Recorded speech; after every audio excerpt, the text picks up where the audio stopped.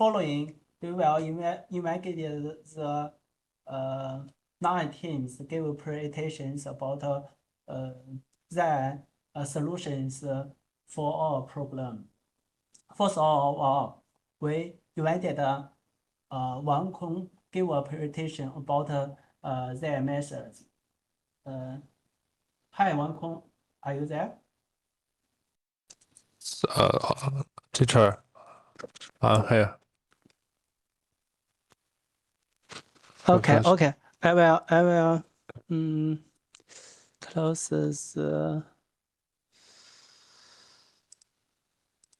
Okay, you can share your screen.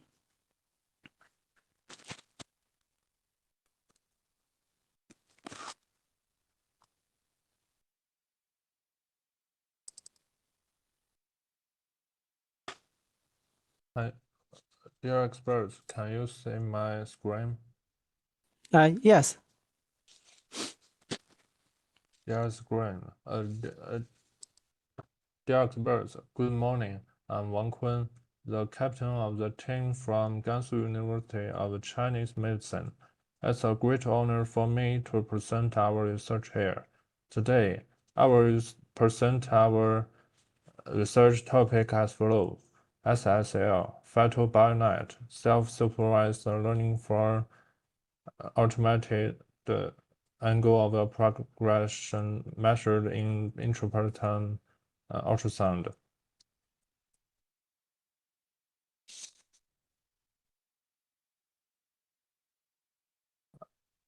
I will introduce our research in 3 points: motivation, model structure, and result.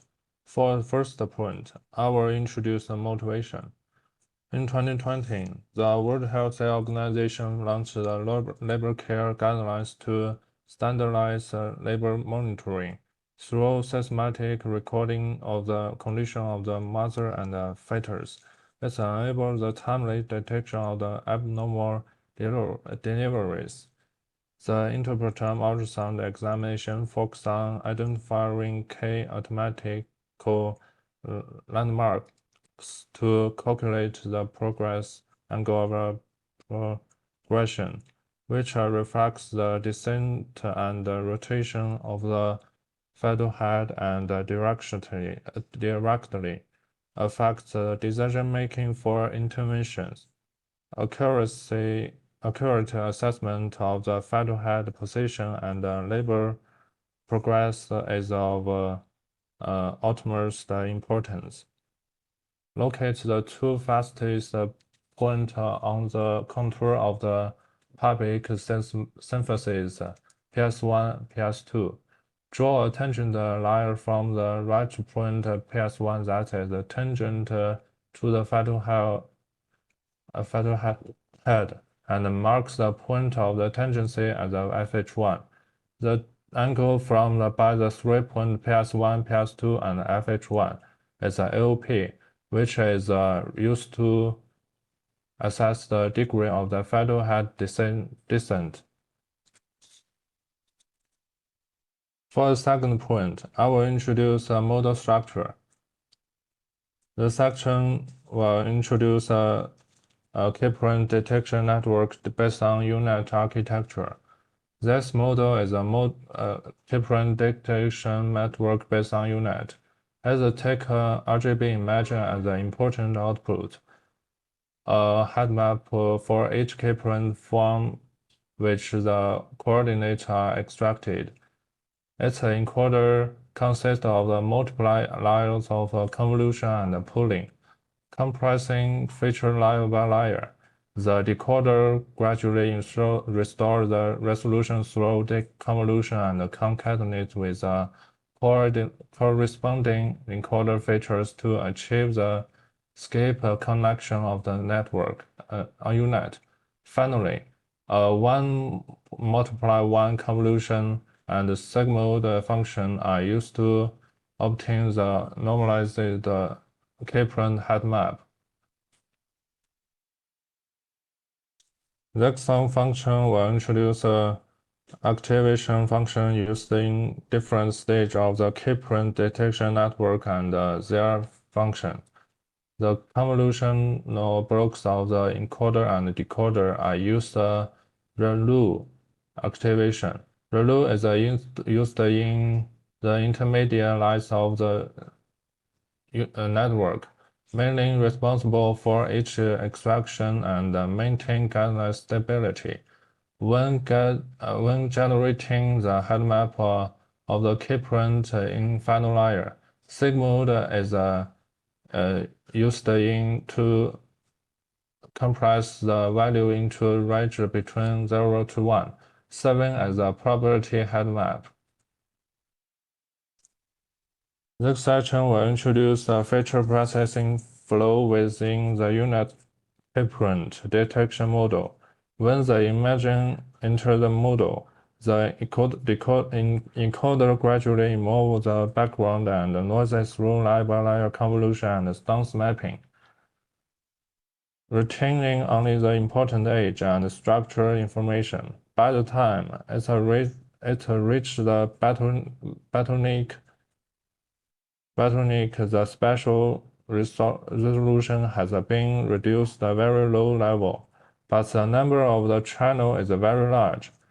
Therefore, each channel focuses on different feature, and only the key areas will show a strong response, while the rest are demand. Subsequently, the decoder gradually enlarged and restored this compressed key information, ultimately from the head map for each keyprint, presenting broad hotspot or spot around the prediction point, while the other areas remain dark.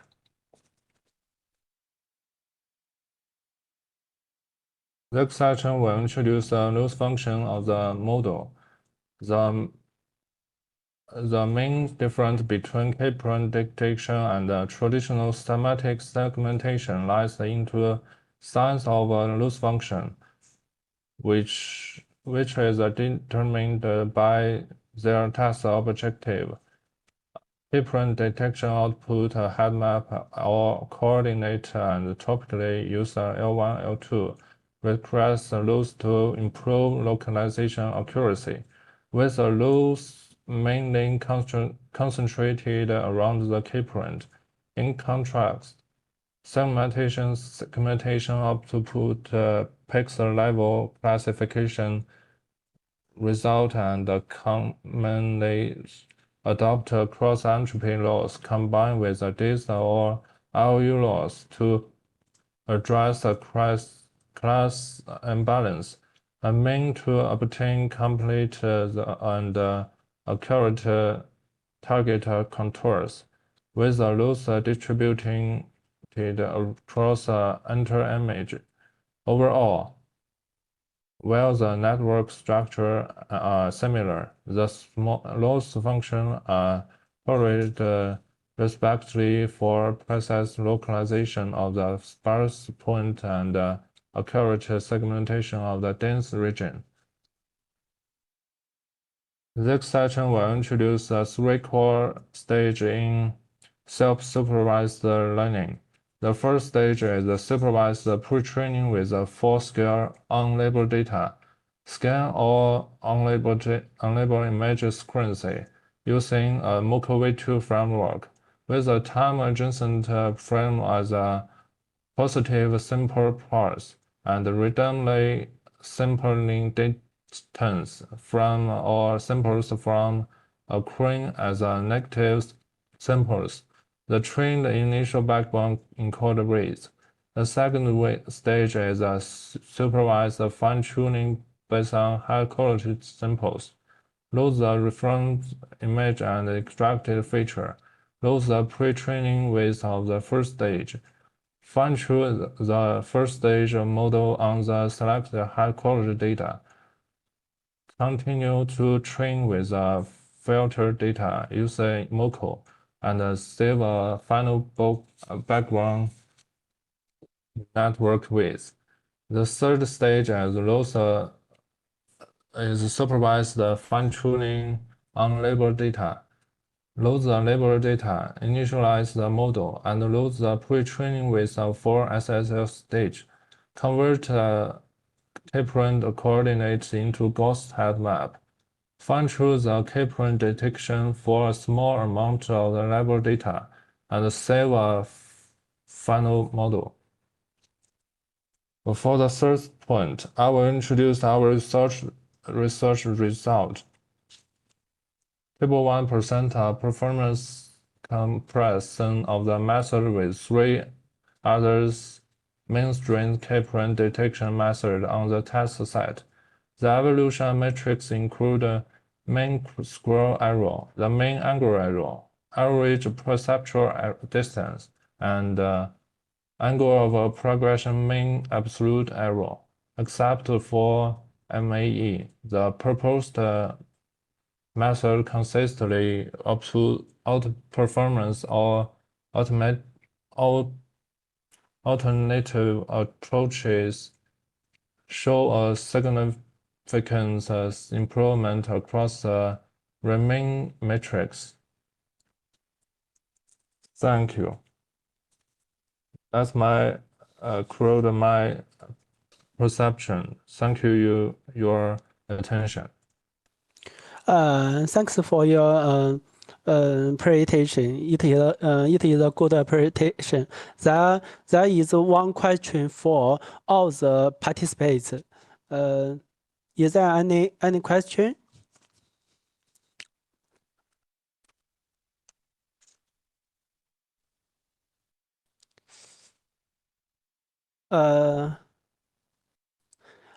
If not, I have a question for your methods. What is the motivation of the use of the segmentation loss functions in your methods?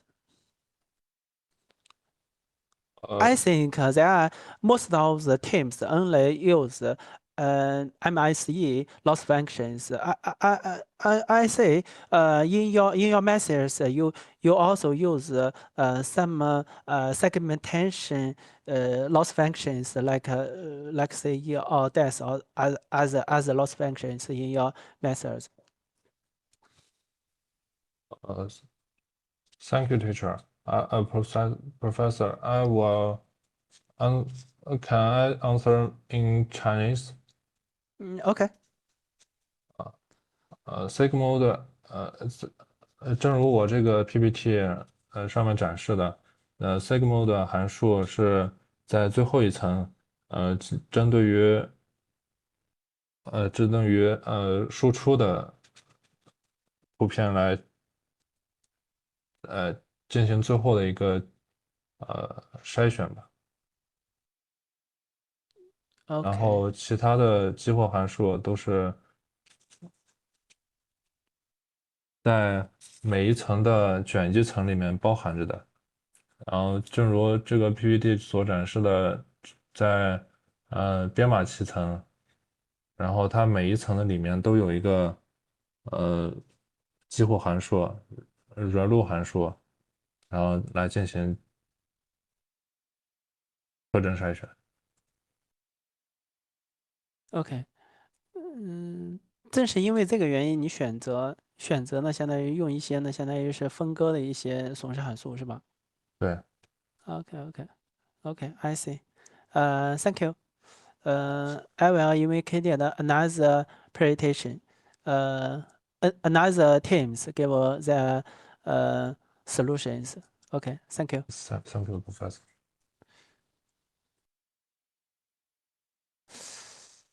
Hi,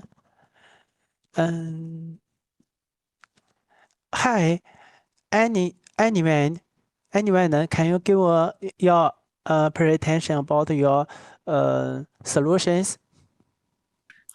Yes, we will begin our presentation. Okay. Zad will be sharing the screen and I will be speaking along with that.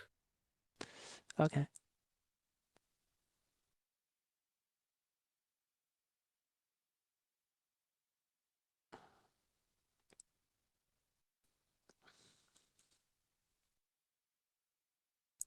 Greetings, everyone. My name is Anirvan Krishna. I am with my teammate Zad Ahmed Khan.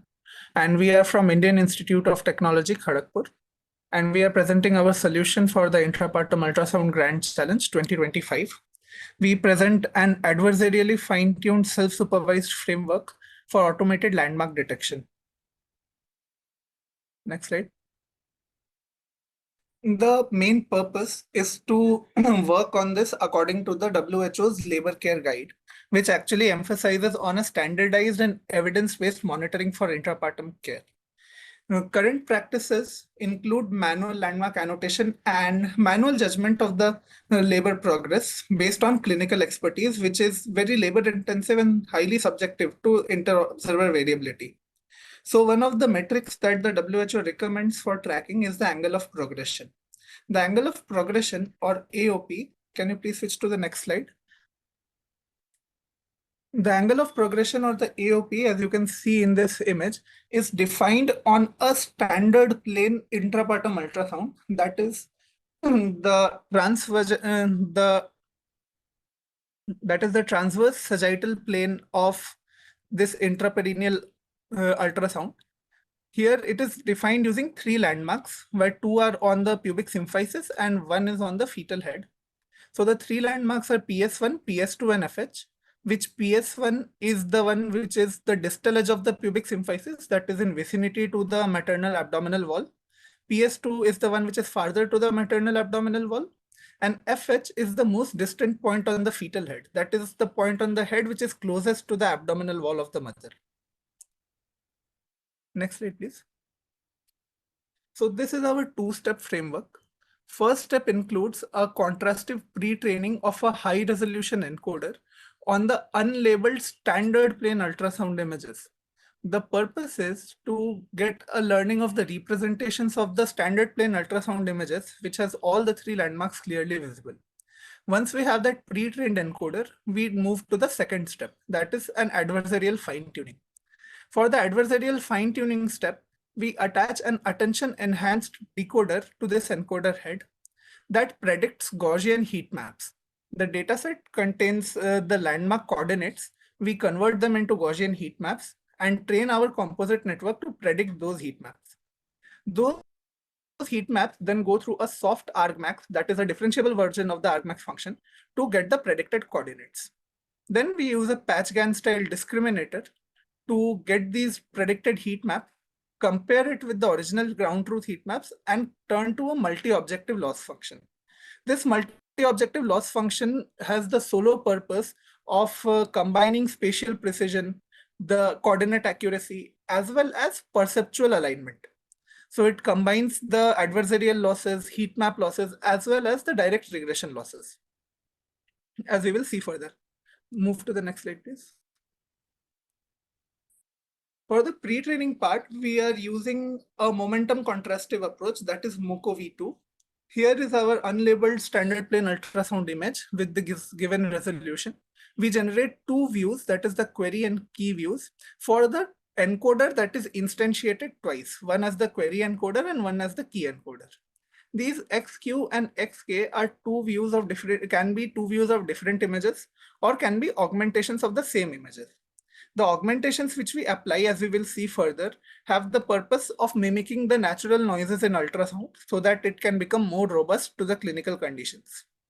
Once we have the latent representations from this encoder, they pass through the projection head. The projection head converts them into a flattened vector ZQ and ZK. And these ZQ and ZK are then compared using an info NCE loss. This info NCE loss not only converts it at this particular stage, but also the older samples using a negative pairs memory bank, which is essentially a queue. So this info NCE loss ensures that the samples that come from the different views of the same image are close together in the latent space, while the images that come from, or the representations that come from different images, they are far in the latent space. This ensures that the model learns the representations of the images clearly and ensures spatial precision. Please move ahead. Now coming to the highlights of the decoder architecture. Our decoder combines an hierarchical upsampling, because as we see our projection heads, the encoders here, generate a spatial resolution of 16 by 16. We have to upsample it to 512 by 512 to get an accurate heat map. For this, we use an attention enhanced decoder, or which we call as the convolutional block attention module. So this is the attention enhanced composite block, which will be used as the backbone of that model. So it combines the normal convolutional layer, a batch normalization, a ReLU activation function, and a convolutional block attention module. And this decoder is designed to output 3-channel heat maps, one channel corresponding to each landmark.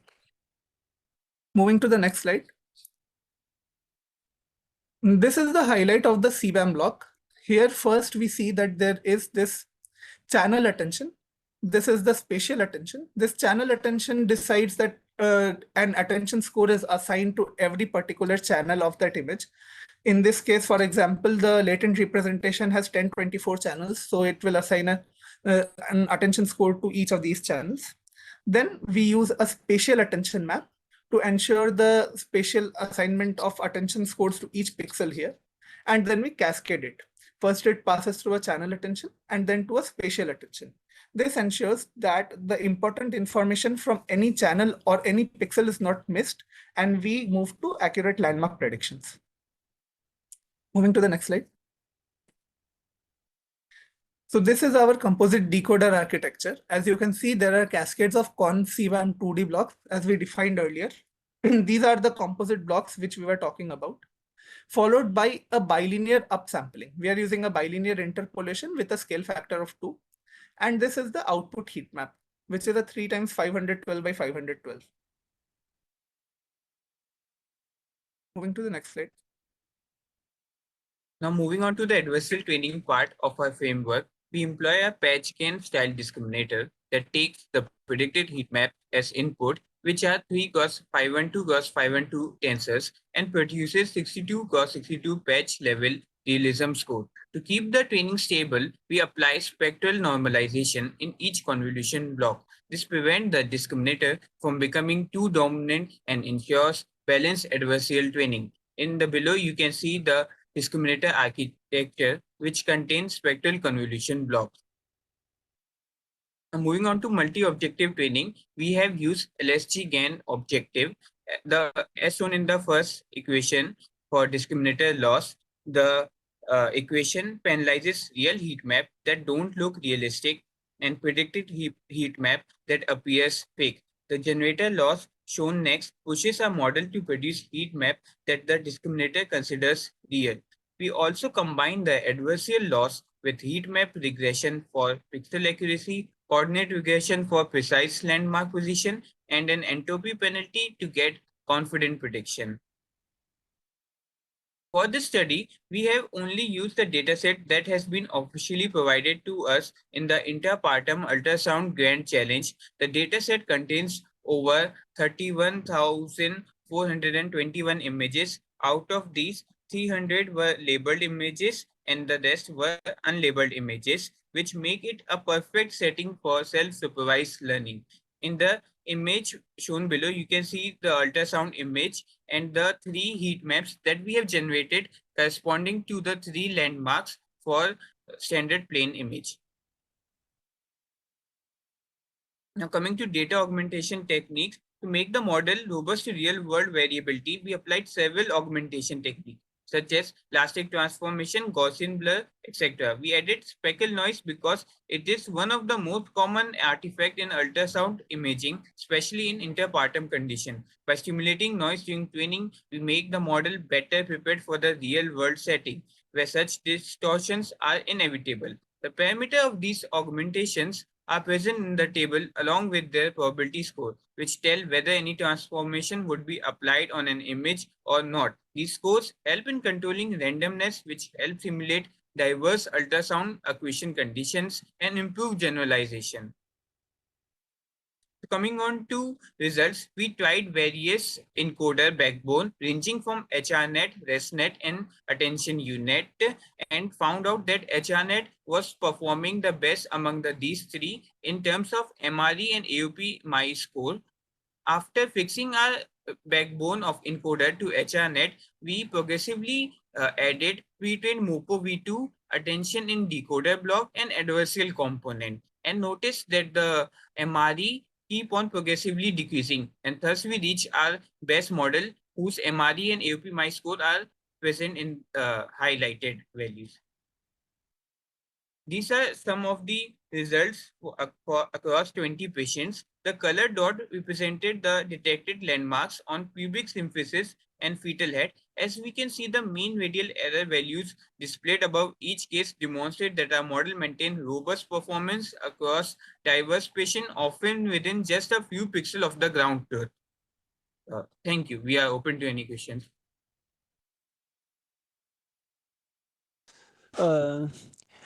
Thanks for your guys give a good presentation, and this presentation also represented the good correlations of the two members of this team. I have one question about your solutions. In your solutions, which part or which landmark do you think it is most difficult for identified in your experiment? I will take this. In this course of experiment, the most difficult was the fetal head recognition, because Fetal what head, I yeah? observed for fetal head, because what I observe is that fetal head positions can be a lot varying, which is very natural, and that can cause the models not to learn the representations pretty well. Also, because the fetal head point is the most distal point in the fetal head, there is also a possibility of manual annotation error, which makes the annotation highly difficult. So that is what we observed, that fetal head was the most challenging to locate correctly. And the error factor, this is highly driven by the fetal head. Like PS1 and PS2 are much easier to locate as compared to the fetal head. Okay. What about if we can provide the mask of the fetal head? Do you think it is help for getting a good result about the fetal head landmark?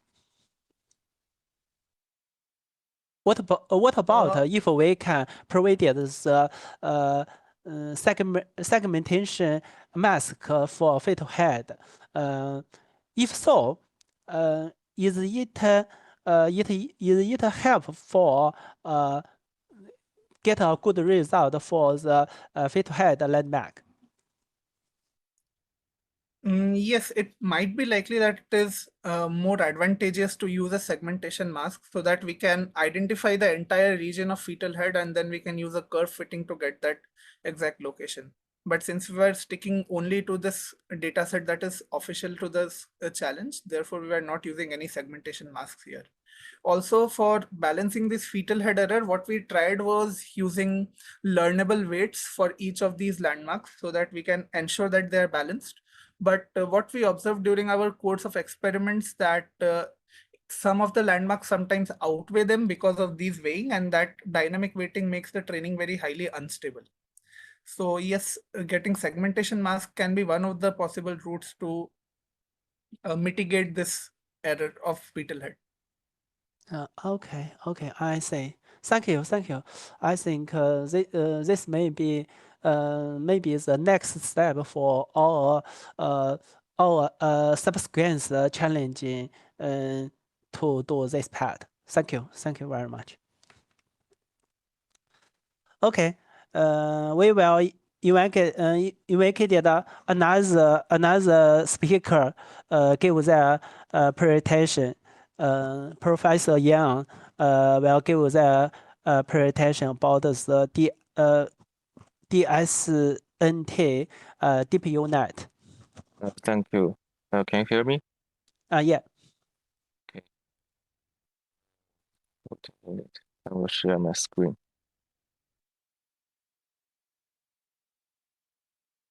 So can you see my slide? Yes, clear.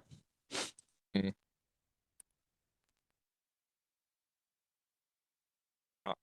Sorry.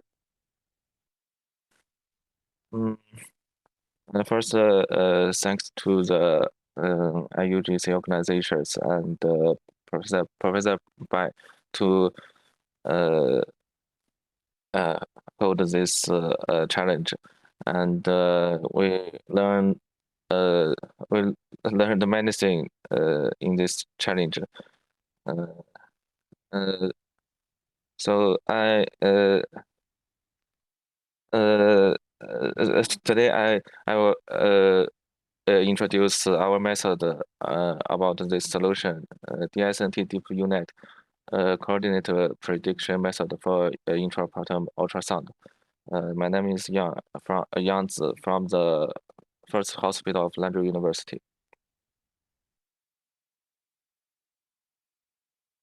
So my slide is divided to 5 parts. The background and content, the research objectives, research content, and the experimental data result, and toolification. So the background, I don't I don't want to talk more much about this computation background because I think every team will talk about this. Let's just move on. And challenge content, I think every team knows this, is to use this model to automatically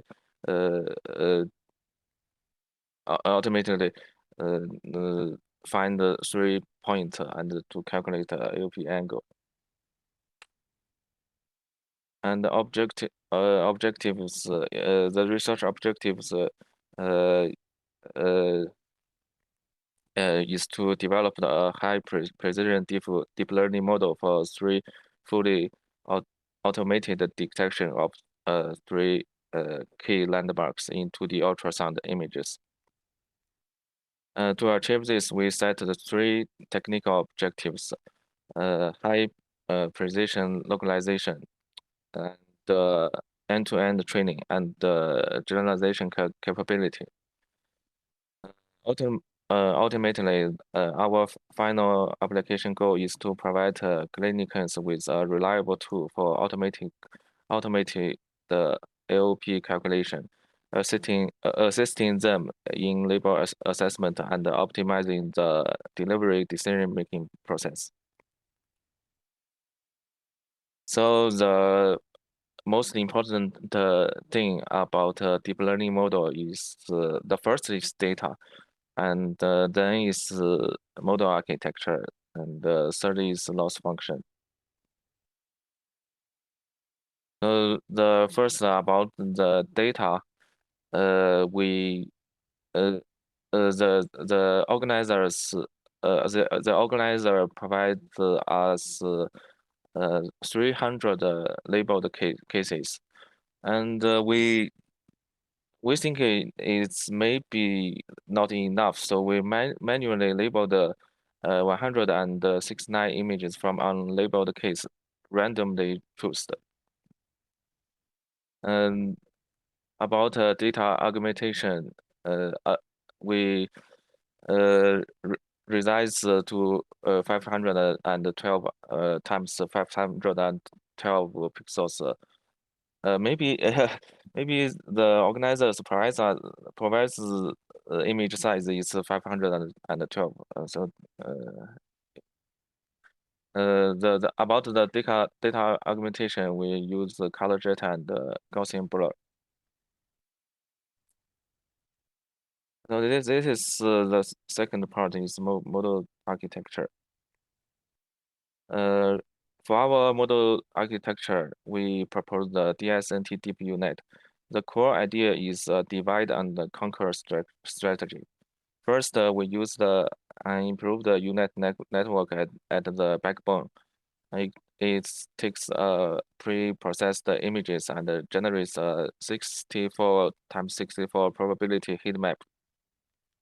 This heat map highlights the most probable location for each key point. Next, we introduce the DSNT model.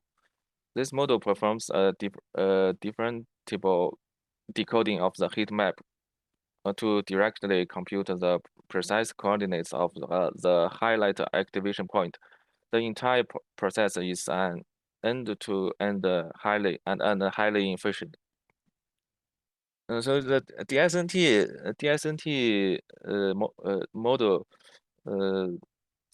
that's specifically talk is the original heat map is maybe the lightest pixel is the prediction point, but after using the DSNT model, it may be so as we all know the heat map is just the heat the heat map the heat map DSNT will find the heat map's gravity point is more precise than the lightest pixel. To accurately, the next function is the next page is loss function. To accurately supervise the model's training, we employed a composite loss function called DSNT loss. It consists of two components. The first is Euclidean loss. This directly penalizes the distance between the predicted coordinates and the ground truth coordinate, driving the model to be as precise as possible. Next loss is regularization loss using KL divergence. This loss forces the model to predict the heat map to conform an ideal single-peaked Gaussian distribution. This prevents localization errors caused by ambiguous or multi-peaked heat maps, ensuring a unique and accurate result. By combining these two losses with a weighting factor, we achieve dual supervision at both the coordinate and heat map levels. So this is the experimental plan. We use to evaluate our model's performance. We designed a robust experiment plan. We used the 8-fold cross-validation strategy, dividing the dataset into eight subsets. In each fold, 7 subsets were used for training and 1 for validation. About the parameters of our model, we use Python Optuna package to automatically optimize the key parameters and find best find the best parameters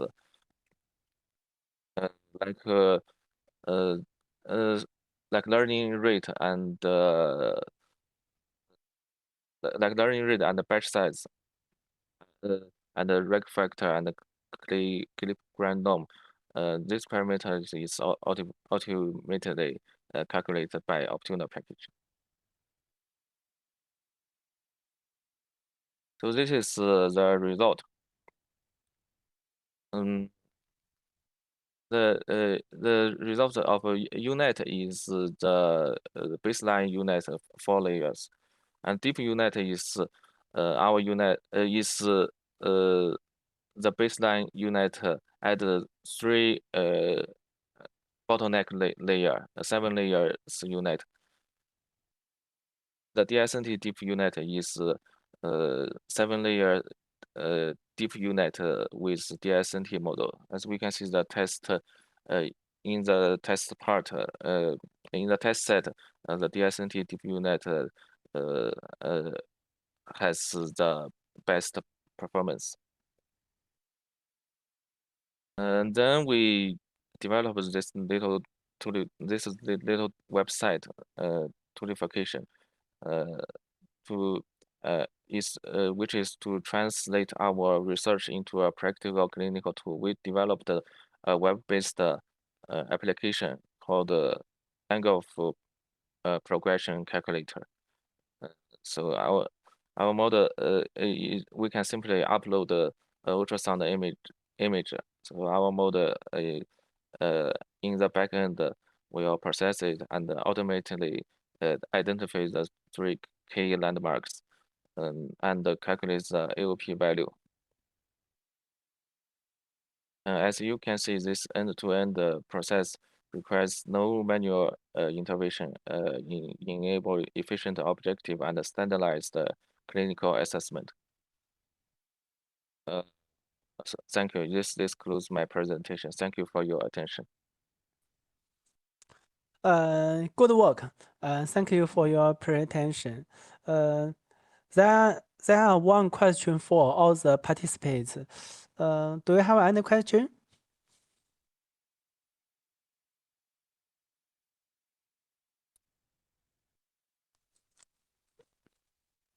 Okay. I have. Okay. Okay. Sorry. You're first. Yeah. Okay. Excuse me. I have a question. Thanks for your presentation. And could you please turn the slide Oh, to the sorry. slide page? Sorry. Yeah. Okay. I was interested in your framework.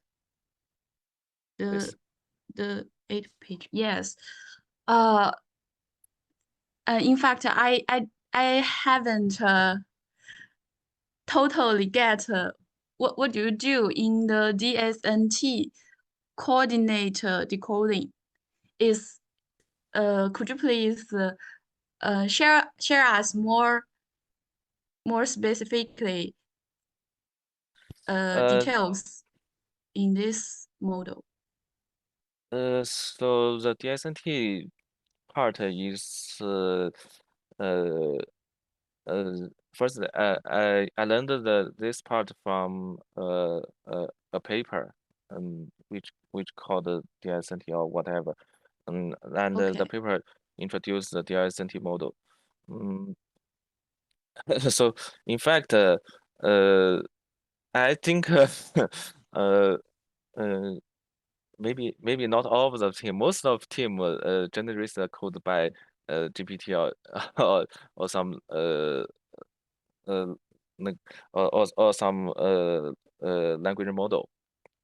So after so I think right now the coding work is maybe not important. Not important. The important thing is imagination. So after I read the DSNT paper, I think it's gonna work. Okay. So so I just ask GPT, can we use the DSNT model to improve our model? So GPT always says yes. So I sent paper to GPT, and GPT read the paper and put the DSNT model into our model. So it has an improvement. So Okay, I see. Thank the you. next And part I can 我可以用中文解释。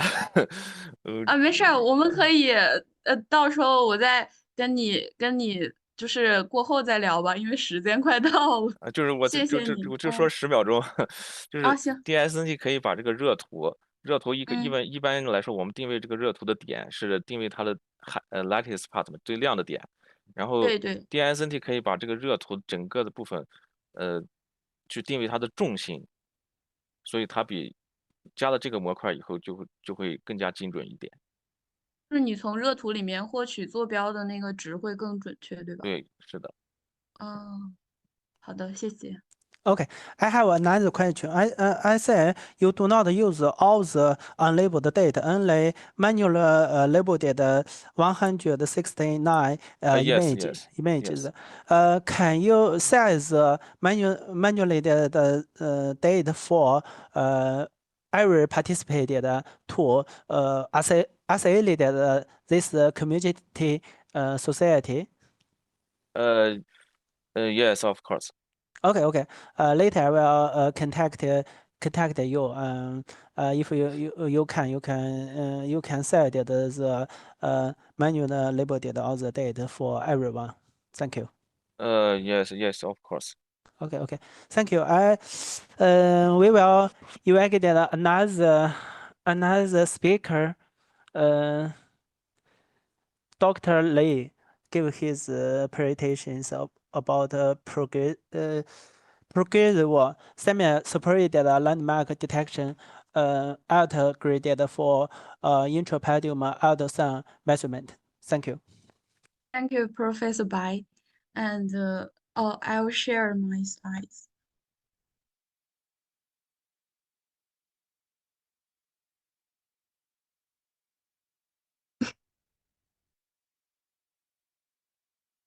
Good morning, everyone. I'm Li Zelan from Northeastern University.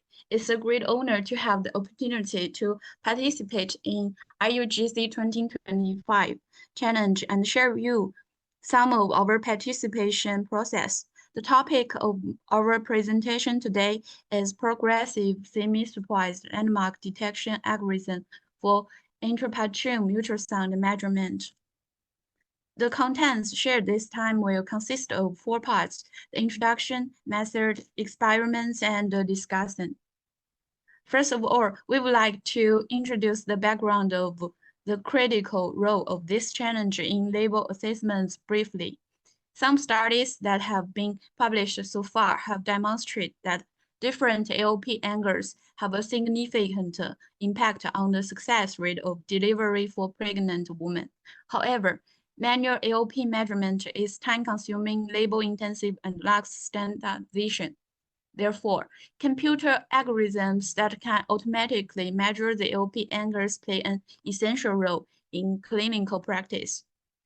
From the diagram of the manual AOP measurement process, we can see that the manual measurement of the angle depends on 3 key landmarks: PS1, PS2, and FH1. The computation also provided us with landmark annotations. However, the complexity of the annotation process has led to scarcity of labels available for training, making fully supervised network prone to overfitting and poor generalization. Additionally, the anatomic landmarks of the fetal head in ultrasound images provided by the dataset are often too small, resulting in insufficient information and future learning for algorithms. To handle these challenges, inspired by the clinical workflow of manual AOP assessment, we propose a progressive semi-supervised landmark detection algorithm, which first locates and identifies the pubic side faces and the fetal head region, and then detects the landmarks of 3 key points to calculate AOP. Specifically, in the first stage, we utilize the spatial information of landmarks to generate scribers of the foreground and background of the PS and FH region.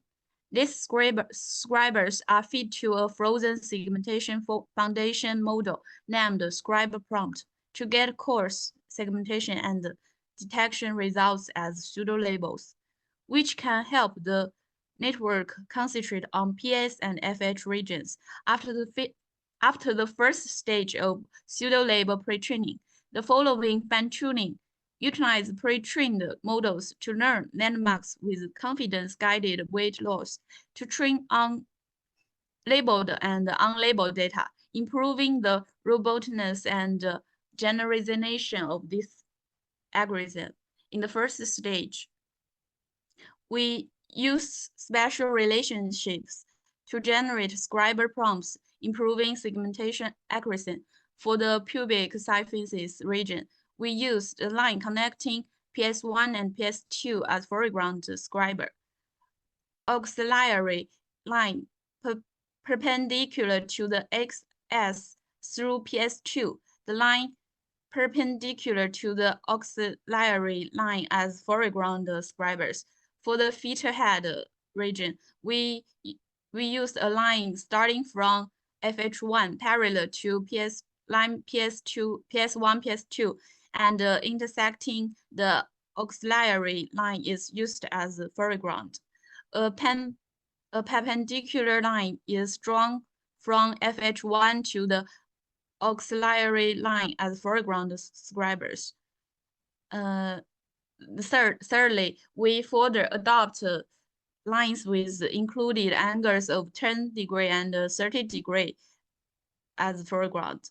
For the background, we use the line connecting PS1 and FH1 and extended parts at both ends of the line PS1, PS2, and PS1, FH1 as the background scribers.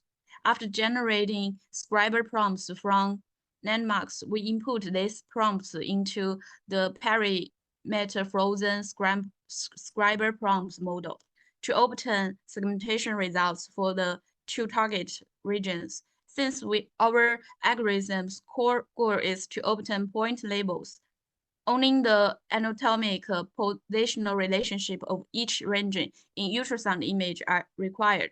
Thus, we extract a roughly constrained bounding box from the segmentation results to train the YOLO version 11 backbone network, facilitating regional feature extraction. To extract the parallel object detection information, we optimize YOLO version 11 during the model learning process by integrating multiple loss components. The total loss functions for object detection training is weighted of classification loss, bounding box regression loss, and objective confidence loss.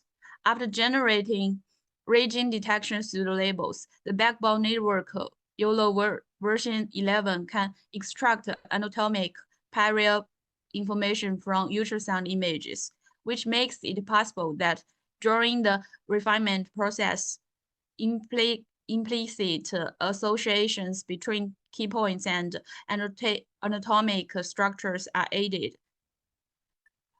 In the landmark detection phase, the trained model was used to generate landmark pseudo-labels for the unlabeled data. By setting a threshold for the output confidence score, we excluded images where the network failed to make valid predictions, leaving only high confidence pseudo-labeled data for subsequent training. To further enhance the model's learning efficiency on pseudo-label data, we introduce information entropy to qualify the confidence of the model's prediction and incorporating this confidence into the loss function as a dynamic weight. The experiments utilize the data only provided by the IUGC 2025, which contains the images as shown in the slide. And during the training, the label data was randomly split into train and valid at a 9:1 ratio. Ablation studies were conducted to verify the effectiveness of each component in proposed framework. By comparing Model A and Model B, coarse parallel annotation area learning module significantly improves the landmark detection accuracy. By comparing Model B and Model C, Table 1 shows that incorporating unlabeled data with confidence-weighted loss further improve landmark detection. We evaluate the landmark measurement performance of our proposed framework and compared it to several fully supervised and semi-supervised methods, including UNITE, CNET, YOLO version 11, main teacher, and adversarial network DFGC. And as shown in the table, our algorithm can realize the best performance in these methods. 东西你做的 PPT 你做的，最后一做不是你。别说话，你 sorry. And landmark detection results of different comparison methods, as shown in the slide. Green represents ground truth. Red represents the prediction results. Visualization results show that the proposed algorithm achieve significant improves in detecting the PS1, PS2, and FH1 landmarks compared to other algorithms.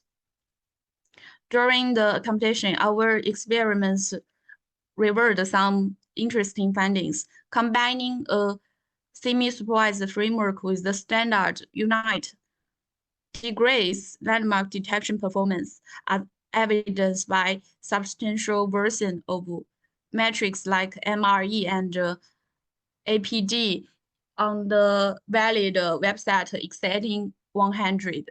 In contrast, integrating a regional background, for example, the triangle region of PS1, PS2, and FH1 defined by the three landmarks with the conventional encode and decode architecture significantly improves detection accuracy.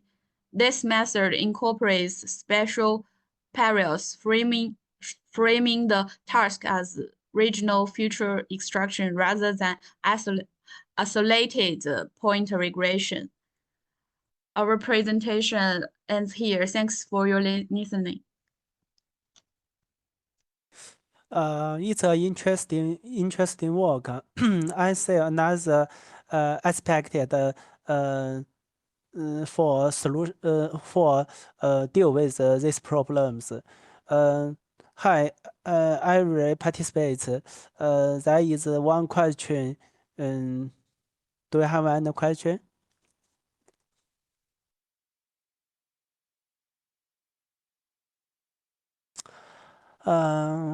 If not, I have one. About the purport about the landmark for that part, can you rotate the slides about that part? About the Okay, the first part. Oh yeah. This one. No, the previous one. I think the whole pipeline about that part. I think no. This is the overall framework. Okay. There is can you overview this slides? I can say it clearly. Oh, there is a okay. There is a I think this is the third slide 5. Slide 5. 5. Okay. There is a script purport. Can you explain it this part? Scriber purport. Okay. A scriber prompt is a segmentation foundation models, which we can call is large models. Yeah. It contains a lot of trained images on the CT, MRI, and ultrasound images. So we can only provide prompts and images to this model. It can output some some coarse segmentation results for us, and from the process of manual AOP measurement, we think the relationship between fetal head and the pubic symphysis is very important for the landmark detection. So we use this to generate the detection results, the coarse detection results, to pre-train the model to get the relationship between these two regions and facilitating the training process of landmark detection. Okay, I got it. Do you know we have a special issue associated with this challenge? Do you Yes, know that? MICCAI. No. We have no. another journal special issue, IEEE-JBHI. You know that? Oh, I know that. Yeah. I think if possible, you can expand your work and submit your solutions to our special issues. Thank you, Okay. Professor Bai. No. I think every participated have the chance to submit their solutions to our special issues. I think this is a good one, and from another aspect to solve these problems. Thank you for the chance you give us. Okay. And I will improve this work further. Okay. Thank you. Okay. Thank you. Yeah, thank you all. Okay. Next, Dr. Ma will give another presentation about the solutions. Thank you, Professor. Can you hear me? Yeah. Okay, I will share my slide.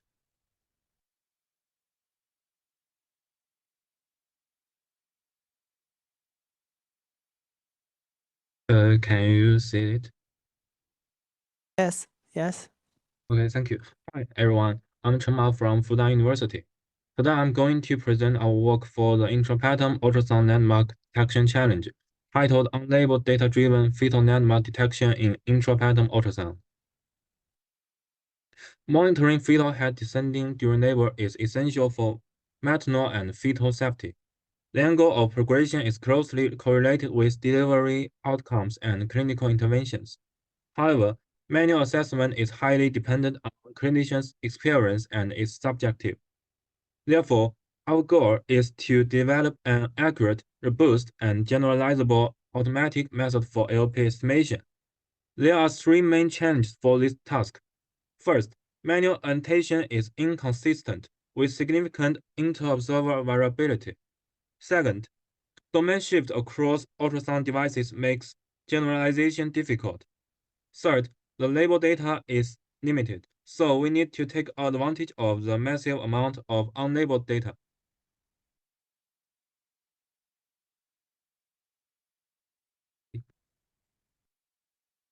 Oh, sorry. What happened?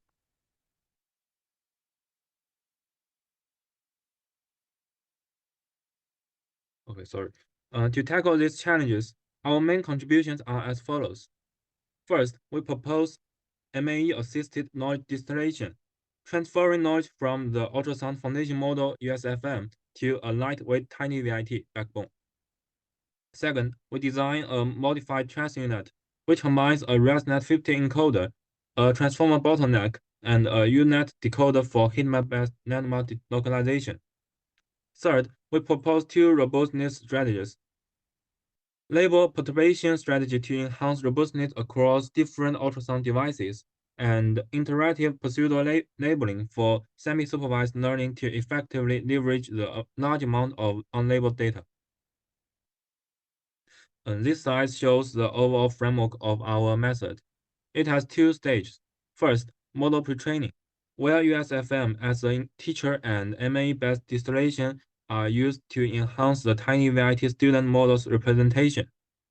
Then, main network training, where the modified trans unit performs heatmap prediction for landmark localization. The ultimate goal is precise landmark detection and accurate LP calculation.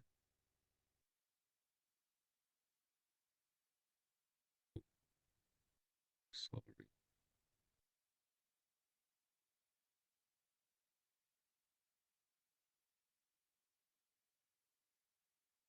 Okay. In the pre-training phase, we use the ultrasound foundation model USFM as a teacher and tiny VIT as the student. We employ MAE-assisted knowledge distillation, where mask image reconstruction helps capture spatial dependencies while domain knowledge is transferred from the teacher to the student. The distillation loss combines feature similarity and reconstruction objectives, ensuring a student model is lightweight yet powerful. During the main training phase, our network architecture is a modified TransUnet, which includes three components. First, a ResNet50 encoder for multi-scale feature extraction. Second, a TinyVIT transformer bottleneck enhanced by the distillation pre-training. Third, a UNet-style decoder with skip connections to restore spatial details. The output is heat maps for landmarks, from which coordinates are extracted via argmax to calculate the LP. Then we exploit two key training strategies. First, label perturbation for device domain adaptation. Gaussian noise is injected into landmark coordinate to enhance robustness against cross-device variations. Second, semi-supervised learning by pseudo labeling. High confidence predictions are used as pseudo labels to expand the training set, thus fully leveraging over 30,000 unlabeled images. When selecting pseudo labels, we consider not only prediction confidence, but also anatomical plausibility constraints. Our dataset includes the IUGC 2025 dataset, which contains 300 labeled images with 3 landmarks and ALP values, and 31,421 unlabeled images. We also use the 2045 reference images. And we also use the public FHPS LP dataset, which is about 4,000 labeled images. All images are resized to 224 for pre-training. During the main training, images are resized to 512, and Gaussian heat maps are generated as supervision. We apply data augmentation such as rotation, scaling, grouping, and contrast adjustment to improve cross-device generalization. Table 2 summarizes the results. Our proposed method consistently outperforms the baseline unit-based model across the test split and validation phase. Pre-training on external dataset and leveraging pseudo labels further improve accuracy, with label perturbation providing additional robustness and the best overall results. This slide shows a qualitative comparison of heat maps generated by different methods. As we can see, our method produces sharper and more focused landmark predictions with significantly reduced uncertainty. This demonstrates the model's ability to capture anatomical landmarks more accurately. On the final test set, our model achieved an MRE of 11.67 pixels and an ALP error of 3.81 degrees. Of course, our method has limitations. First, the randomness introduced by label perturbation sometimes causes training instability. Second, due to the inference constraints, we selected a lightweight TinyVIT backbone instead of larger models. In the future, we plan to explore more stable unsupervised domain adaptation method and optimize larger models such as USFM and SAM to further enhance performance. To summarize, we propose a method that integrates MAE-assisted knowledge distillation, a modified TransUnet architecture, and robust training strategies. In the IUGC 2025 challenge, our method achieved accurate, robust, and generalizable ALP estimation. We believe it has strong potential to provide more efficient and consistent diagnostic tools in clinical practice. Thank you. Well done. It's a very interpretations about your solutions. Hi, every participated. There is one question about this presentation. Do you have any question?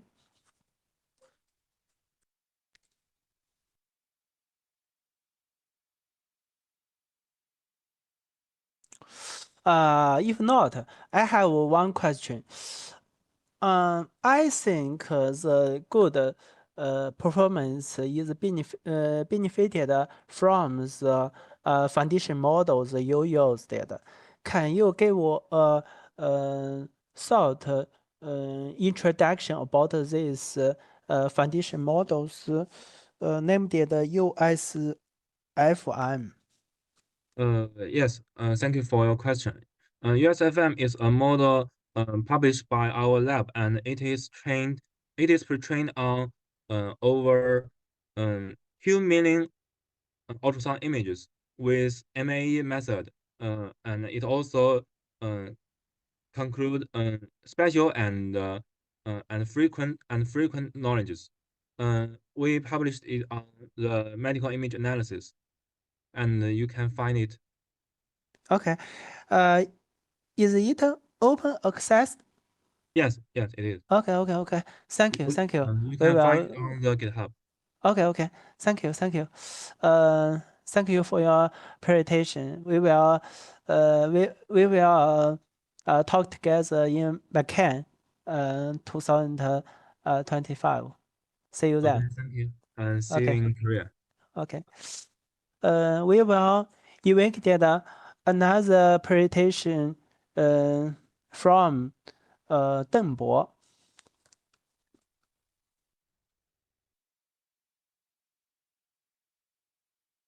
Hi, Deng Bo. Okay. Hi, I'm the presenter. I'm the Yeah. presenter. Yeah. Okay. So,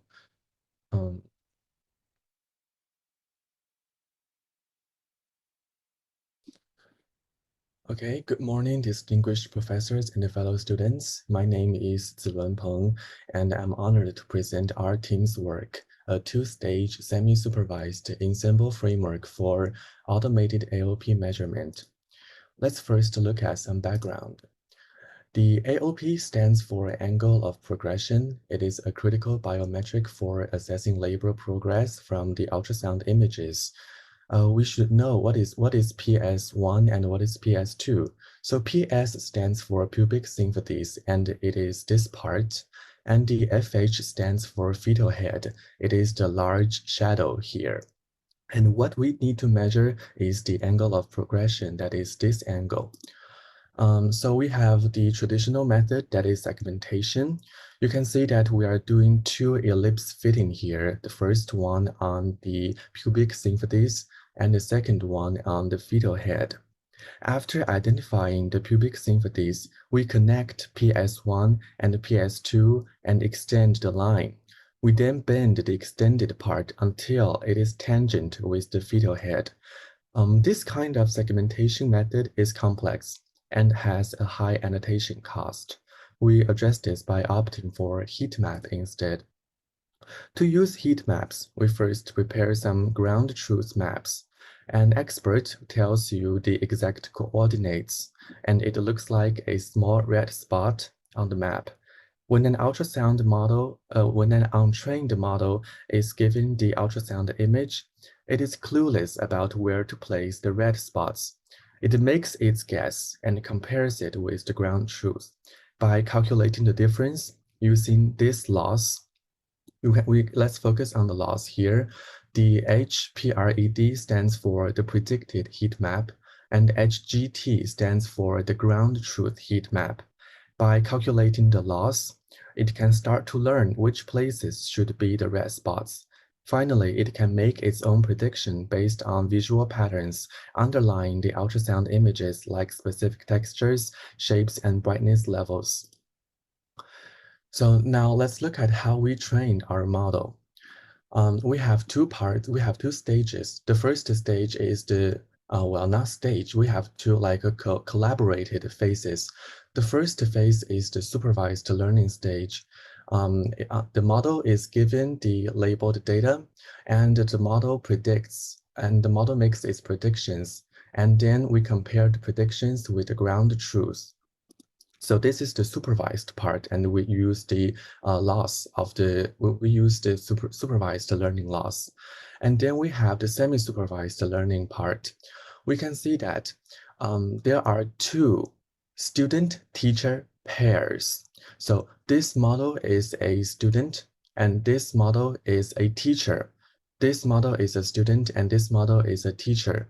This is a student model pair and this is a student model pair. So we give this strongly augmented copy of the unlabeled data to the student, and we give the weakly augmented copy of the unlabeled data to the teacher. The teacher's weight is updated through EMA. EMA is short for exponential moving average. Let's look at the equation that is underlying EMA. The theta here with a prime is the weight of the teacher, and the theta here without a prime is the weight of the student. We can see that the teacher's weights are updated by slowly incorporating the student's weight. And the student's weight is updated through back propagation. And we use this loss function to do the back propagation on the student model. This term here, the first term here is the output of the student model. And this term here is the output of the teacher model. So we're actually computing the Euclidean distance here. That is the semi-supervised learning part. After the model is trained, we place the student model in the inference pipeline. So we're now placing the student model in the inference pipeline. We have two student models here. One has the EfficientNet with B4 backbone, and the other has the EfficientNet with B7 backbone. So we give the input ultrasound image to both the student models, and they make their own predictions. We have two predicted heat maps, and we do an weighted averaging. This is how we do the averaging. We call it the ensemble inference. The HB4 stands for the heat map generated by the first student model, and HB7 stands for the heat map generated by the second student model. And the two W's here are hyperparameters. So we fuse these two heat maps by using this equation, and then we get a coarse coordinate. Because to calculate the angle of progression, we need refined coordinates. Therefore, we design a refinement stage. As for the three critical coordinates, remember that we just talked about the PS1, PS2, and FH1. They are derived from the first stage. And we crop a 128 times 128 patch centered at the coarse coordinates from the image. We feed the patches, we feed the patches into a ResNet. The ResNet is pre-trained on ImageNet, and then the ResNet generates the coordinate offset. The offset is defined as the displacement from the coarse prediction to the ground truth landmark position. So we finally do an element-wise addition of the four terms: the coarse coordinates, these three coordinate offsets, and finally we have the refined coordinates. Now let's look at how we set up our experiments. We use the IUGC 2024 and 2025 datasets. And the key training setup is that we use the AtomW optimizer. We use cosine annealing on the LR. And we have two evaluation metrics, the mean radial error and the absolute parameter difference. Let's look at our experimental results. We can see that we have improved the MRE and APD by almost half compared to the baseline. And we also conducted an ablation study. We can see that by combining B7 before, that is the two students, and the refinement stage, we have the best MRE and APD here. We provide a visualization here. So we can see that as for sample 1, sample 3, and sample 4, the predicted key points are pretty close to the true key points. But on sample 2, there seems to be let's call it a failure. Sample 2 illustrates a more challenging scenario. The corresponding heat maps for PS1, PS2, and FH1 appears diffuse. This type of failure case typically occurs in images with low contrast or ambiguous anatomical features for the fetal head, highlighting a potential area for our future improvement. That's all. Thank you so much for your attention. Thanks for your presentation. There is one question for all the participated. Do you have any question about this presentation or solution?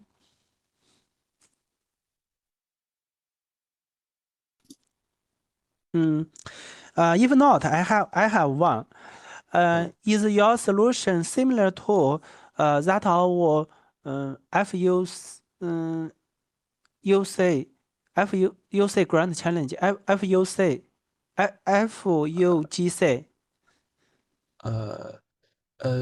I believe that this one, I mean this conference Yeah. that we have once participated in. Yeah. We used the idea that was proposed in this paper. Okay. That is the co-training mean teacher. What's the difference? The difference is that okay, so first of all, we changed the model backbone.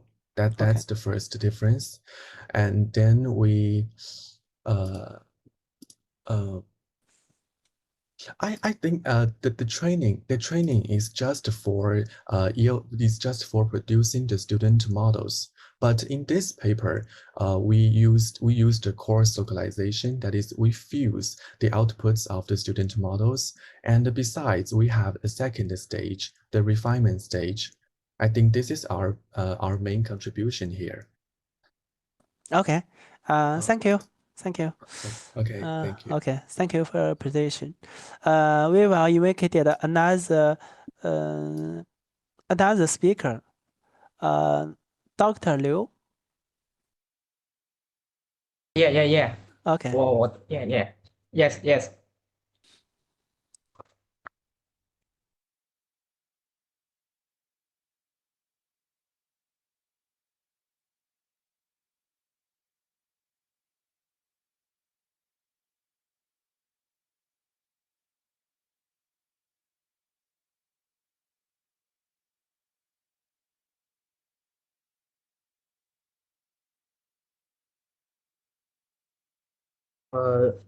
Hello everyone.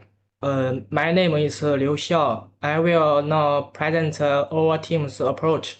Everyone can ask me a question in Chinese, as I really can't understand the spoken English. Foreign friends are welcome to word their questions in English.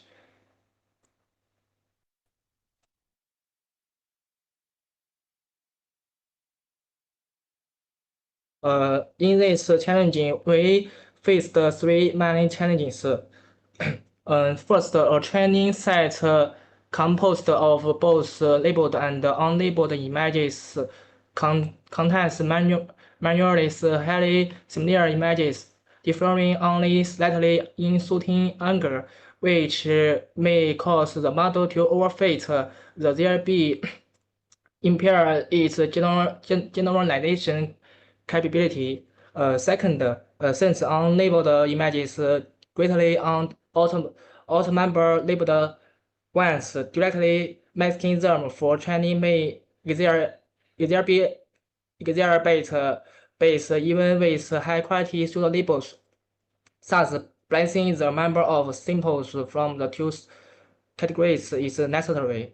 Third, the pseudo label selection strategy based on the softmax maximum values is not suitable for key point detection tasks, and a more appropriate selection mechanism needs to be introduced.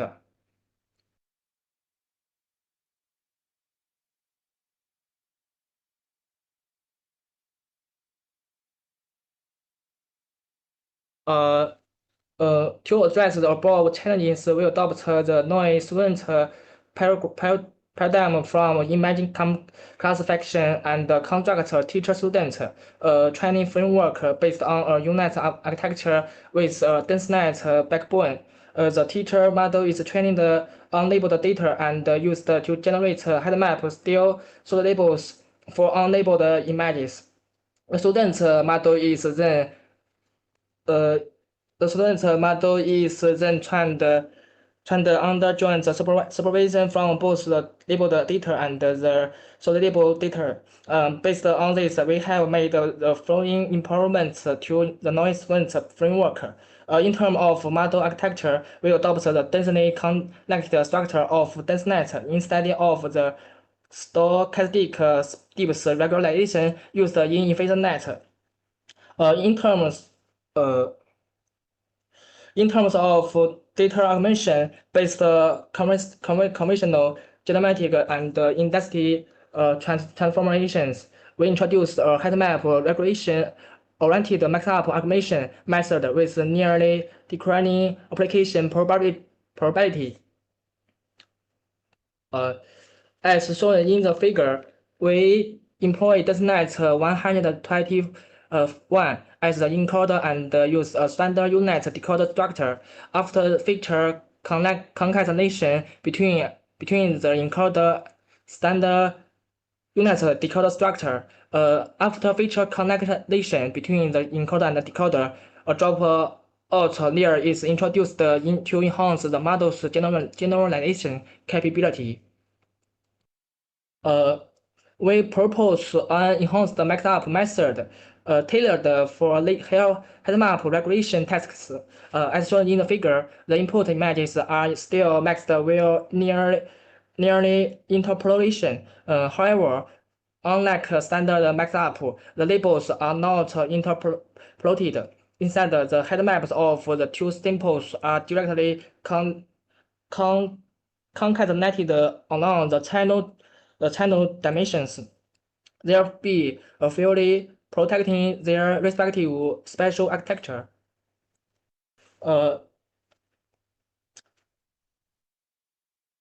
This improvement is particularly important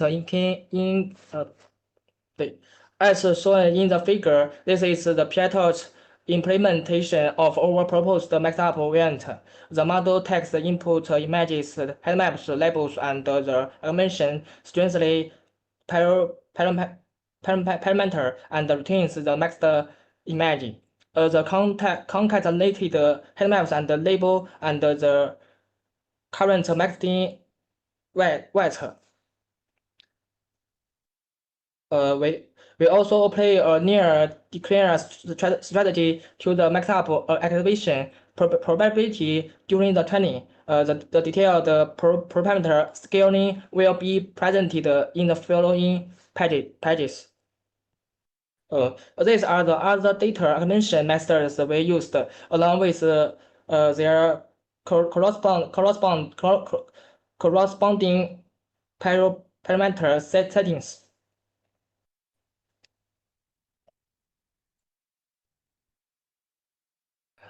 As shown in the figure, this is a hyperparameter tuning process during our training. The final adopted configuration is the NASA none.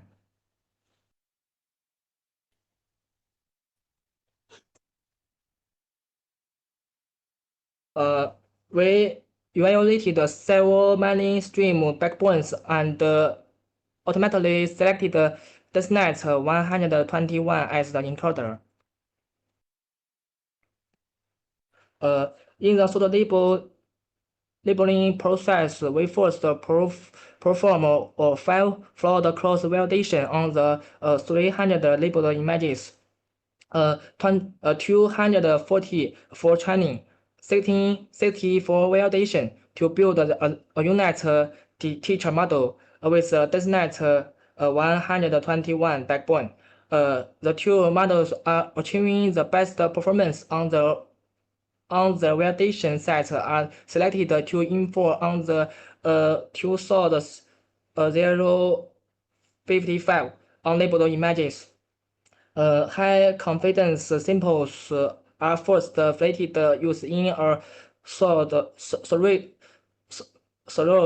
0.7, and then these samples are removed from the stored labels generated with a threshold of 0.6, resulting in a final set of 800 of 825 stored labels images.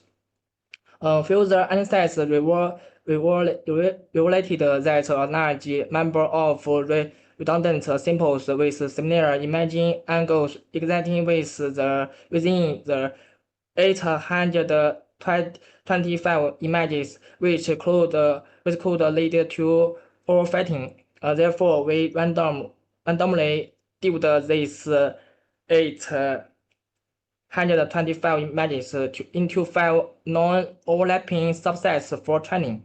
Meaning well, to reduce redundancy in the labeled data, we removed 40 highly similar samples from the original 260 labeled images and moved them to the validation set. As a result, the final training set for the student model consists of 220 labeled images and 100 high-quality pseudo-label images. This strategy led to a slight performance improvement. See Table 4.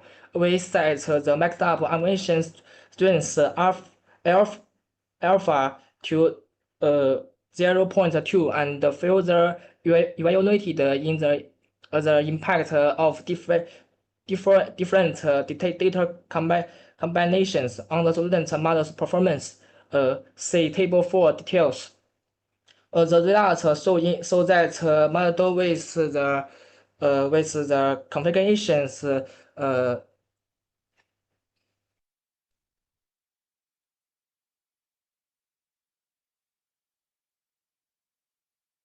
oh, sorry. 825 and this and this. These are the violation the results of our finding example model on the local violation set.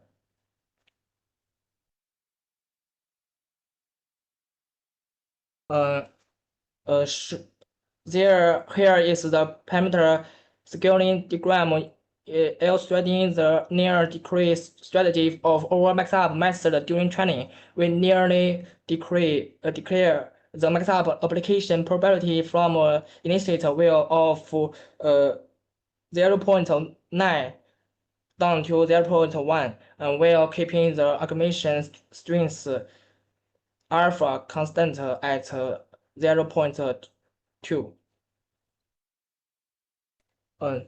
So here are the results of our final model on the validation labeled and the test labeled. I'm over.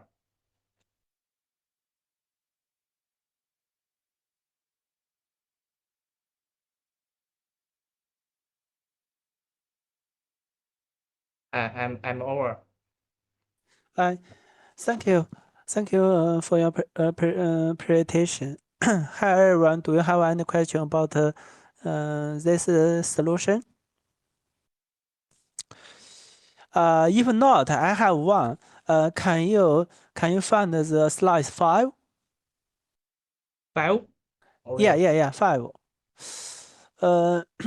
For figure 3, which ones are ground truth? Red or green? A. Green. I think you say the mixed up figures, yeah. Yes. There are blue ones and green ones. Which one is ground truth? Red. I don't think it is the ground truth for this image. If the ground truth is wrong, can you provide the name of these images? I think maybe the green one are ground truth for this image.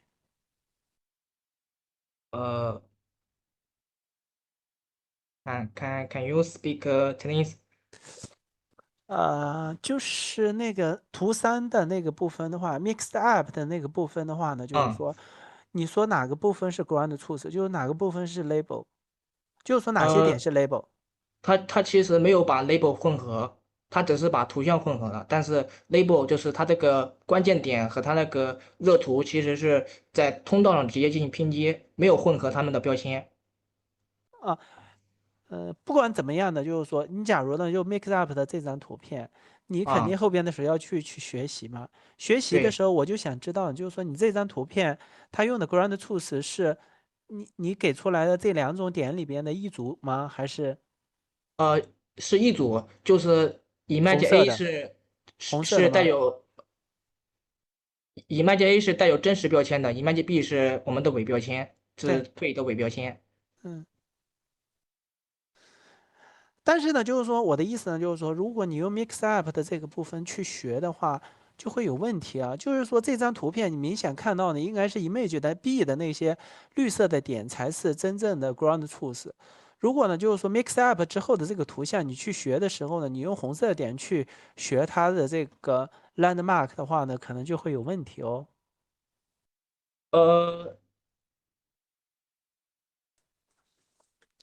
我不知道我理解的对错啊，就是说你想一下，就是说，如果是我们标注的时候，我们标注的出现了问题，就是说，假如我们有一张图片，就是你给出来的这个 mix up 的这张图片，我们标注的是红色的点，我的意思呢就是说，我认为我们标注的是有问题的。如果是我们标注有问题，我是想让你提供的，就是说这张图片的它的这个名字，我们回去 check 一下。如果不是我们标注的问题呢，那就是你方法怎么去做的问题，可能就还 OK 了。这个图像可视化可能当时可视化有些问题，就是标注也是没有问题的，但是可能当时那个颜色变化可能有一些错乱，然后就可能导致了一些理解上错误。OK，好 OK，我没有更多的问题了。我们就邀请下一位讲者。Next we will invite the Dr. Zhang give his presentation about the solutions. Thank you. Can you hear me? Yeah. Good day, everyone. I'm here to present our project titled Pseudo-level enhanced transnet for robust landmark localization in intrapartin ultrasound from Team Sigma WHU. It is MICCAI University from China.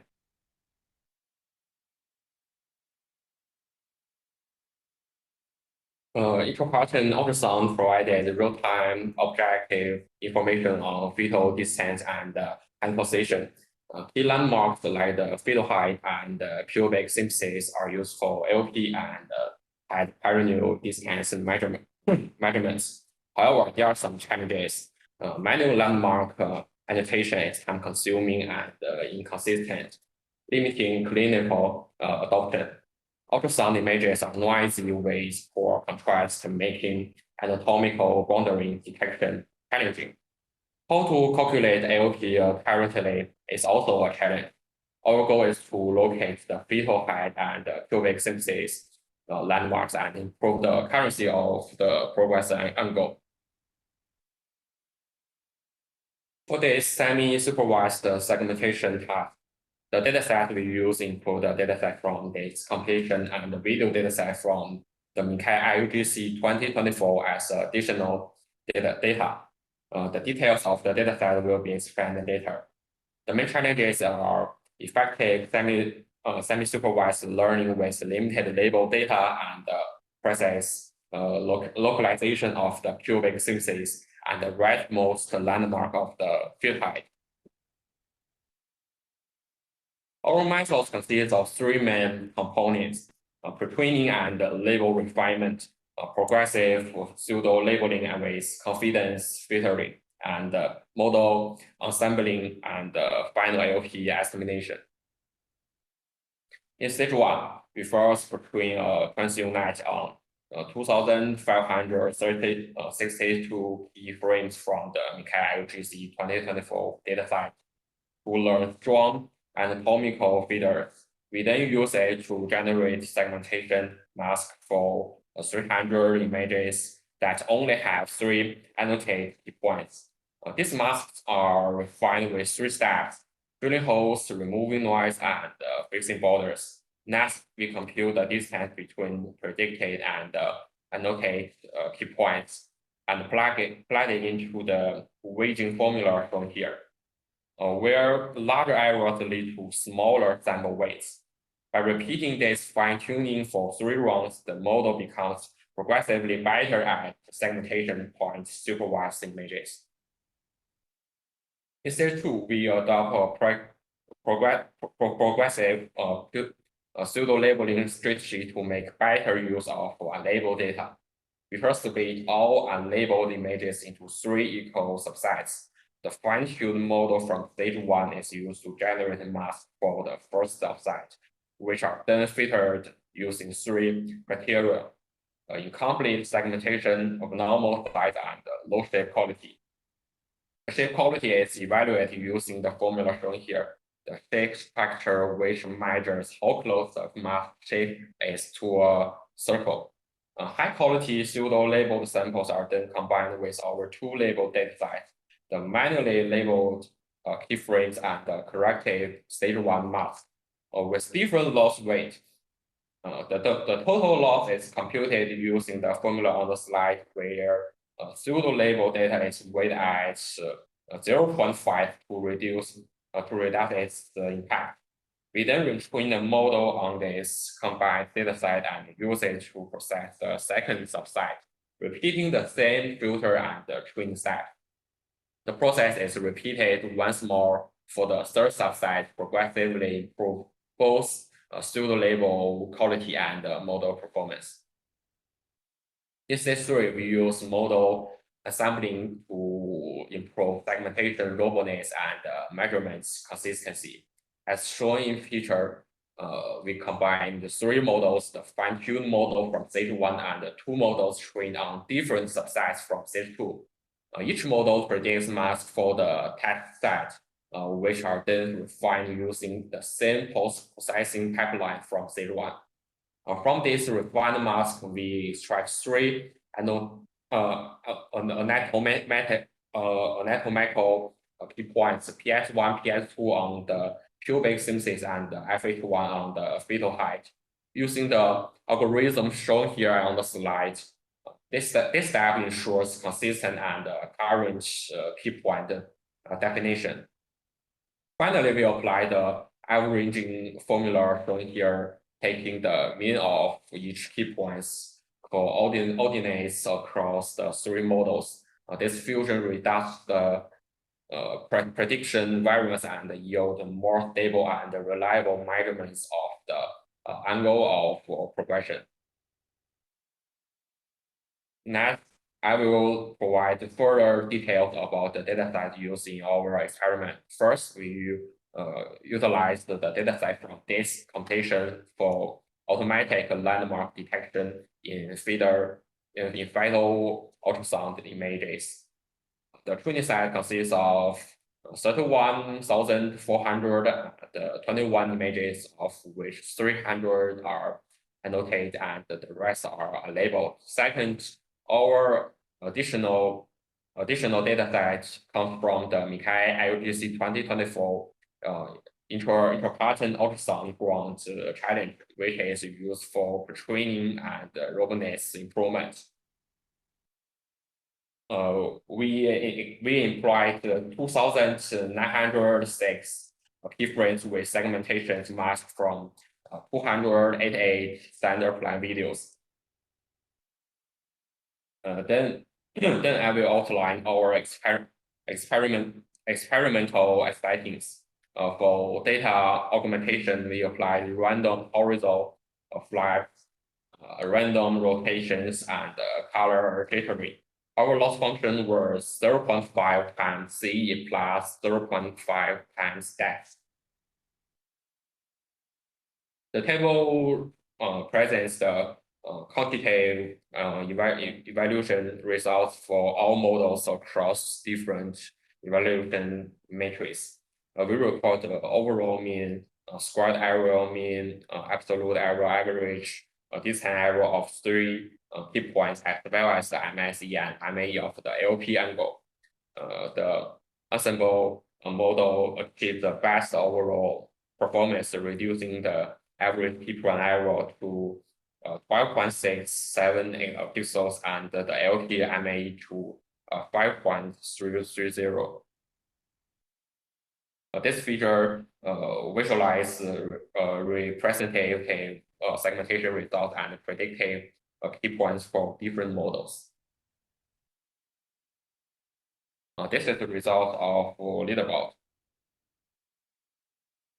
Overall, our team has proposed a 3-stage framework for robot landmark localization and LP estimation in intrapattern ultrasound. In stage 1, we trained TransUnite on video segmentation data and refined labeled where interpretive error weight fine-tuning for stage 2. We employ progress pseudo labeling with confidence filtering to make the most of lab and label data. In stage 3, we use model assembling to enhance robustness and measurement stability.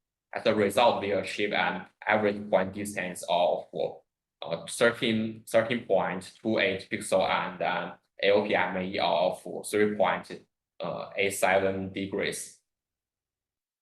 These are all the members of Sigma W2. Thank you.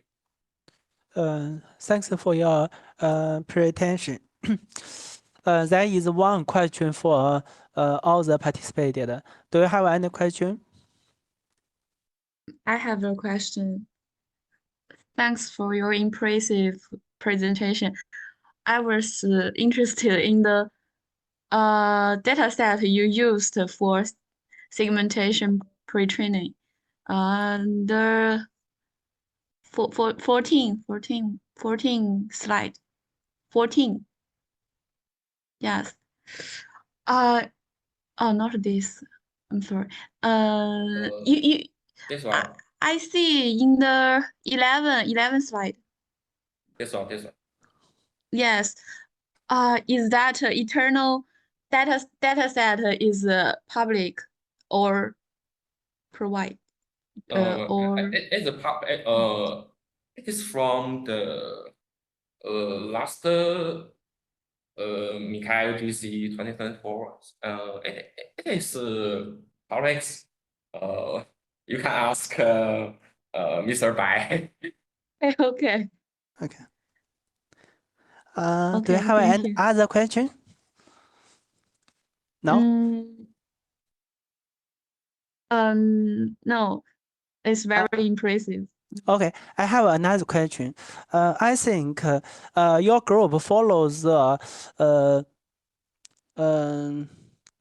previous pipeline to through these solutions. Yeah, you say most of the teams do not use the segmentation mask, but your teams use this one. What's the motivations of this choice? I think the mask have more information than the landmark. So we choose the segmentation. This one. Okay, thank you. Your work is excellent. I think if you will, you can expand your work and submit the expanded one to our special issues on IEGBHI. I think you can discuss this with your supervisor, Professor Tong or Professor Du. Tong. Oh yeah, Professor Tong. Okay. Yeah. Okay, Professor Bai. Okay. Hey, Yeah, hello. yeah. I will extend my work to your special issues. Yeah. We can make our this work is better. Okay. Thank you. We have the last speaker. Cecil. We will invited another British speaker. Cecil.